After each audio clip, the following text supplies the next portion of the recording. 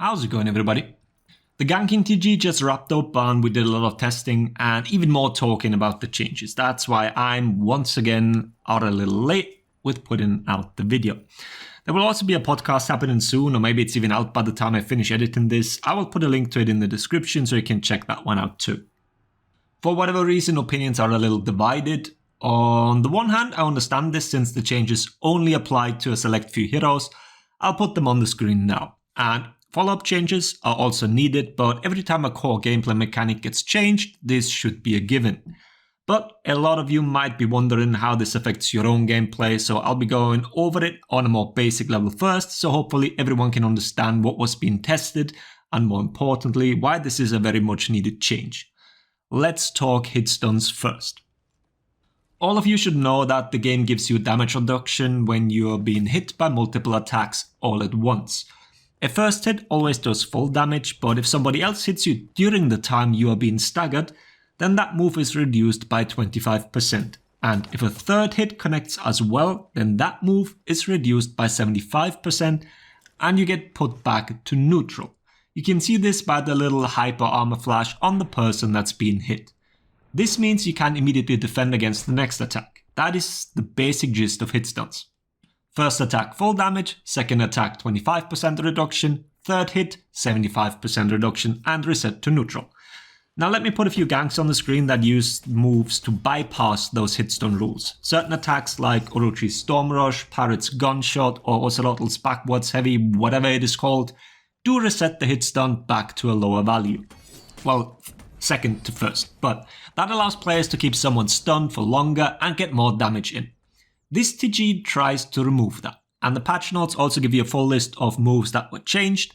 Ubisoft clarified that they do need to change this on a per move basis, that's why we only had this limited roster available during the TG.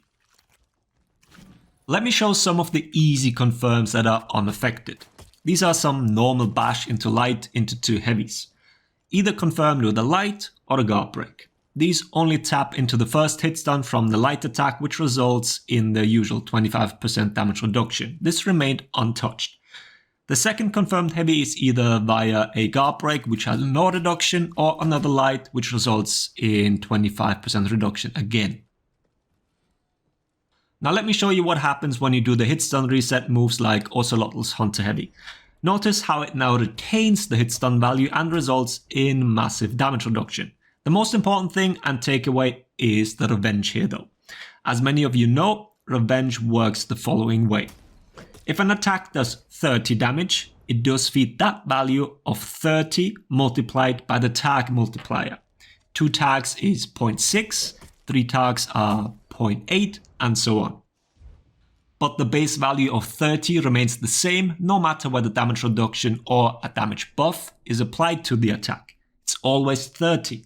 So if you throw attacks into targets that currently have damage reduction on them, you will feed a lot more revenge compared to the damage you deal. Without the resets, these ganks will now quickly fill the enemy's revenge bar. Let's move on to bash confirms, because here we see a massive change. And probably also an unintended one, or at least it wasn't communicated to us, considering what the patch notes state and what was being said on the Warriors Den. Let me show you the current live version. Your teammate lands a heavy and you confirm the second one with a bash. No matter whether you hit perfectly in the 166 MS window, which I will explain in just a second, or even in the hit stun of the heavy, you will confirm a full damage heavy from your teammate. There is absolutely no damage reduction. On screen you can notice the difference with the armor flash. When I hit the 166 MS window where the opponent cannot dodge, there is no flash, and when my bash connects during the previous hit stun, it causes the armor flash. Because it's the third attack that hits, just like I explained in the beginning. Now here is how the TG handles it. A bash confirm now results in 25% damage reduction. That is probably one of the reasons why many people felt something was off. A bash confirm during previous hit stun, meaning I bash too early, results in full 75% reduction. The problem here isn't the version where it causes 75% reduction, that one is fine I think. You hit too early with your bash, you failed your gank. Deal with the consequences. But if you hit at the correct timing, meaning in the 166 MS window when they exit the hit recovery, this should not be damage reduced. Or maybe it should be, I guess this is up for debate. So now let me explain the 166 MS window. After you are out of hit stun, you are susceptible to bashes for 166 milliseconds. That is because you need to be 166 MS into your dodge to evade a bash. That is the timing when your iframes kick in. There's a similar window with parries.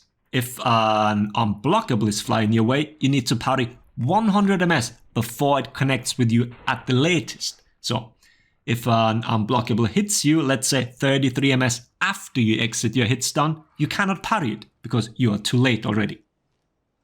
And that is also the direction new ganks will head towards, having to time your confirms to consistently hit these windows if you want to keep someone locked down. And then as a final thing, let me show you how hit stun is retained during moves that literally pin you, like Shugoki's hug. I can confirm the hug with a bash light, and the Goki picks the person up during the hit stun. Now the Goki hug is damage reduced by 75%.